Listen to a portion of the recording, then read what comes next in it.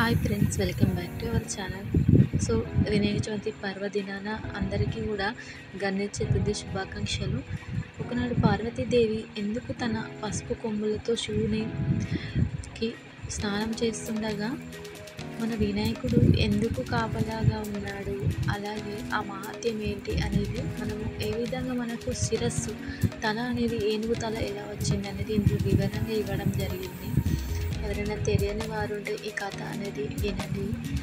వినడం వల్ల మనకు గణేష్ యొక్క ఆశీస్సులు అనేవి ఎప్పుడు ఉంటాయి. ఏ కారణం చేతనైనా మనము ఎవరినైనా కూడా బాధ పెట్టకూడదు.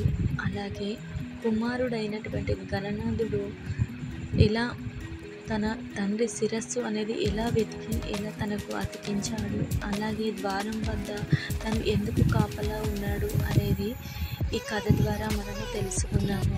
ఒకానొకప్పుడు తను పార్వతీదేవి తన తల్లి పసుపుతో తన కుమారుడిని చేసింది. తర్వాత తన కుమారుడిని స్నానం చేసే ఎవరిని రానియద్దు అని కాపలాగా నిలిచింది.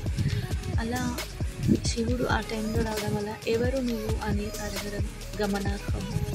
బాలుడు ఆయనను అడ్డగించాడు. తనకు శివయ్యకు చాలా కోపం వచ్చింది.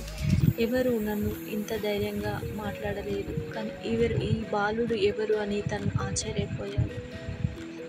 ఇలా మనము గణనాథుడు శిరస్సు కోల్పోవడం వల్ల అది ఎక్కడ పడిపోయిందో దొరకలేదు.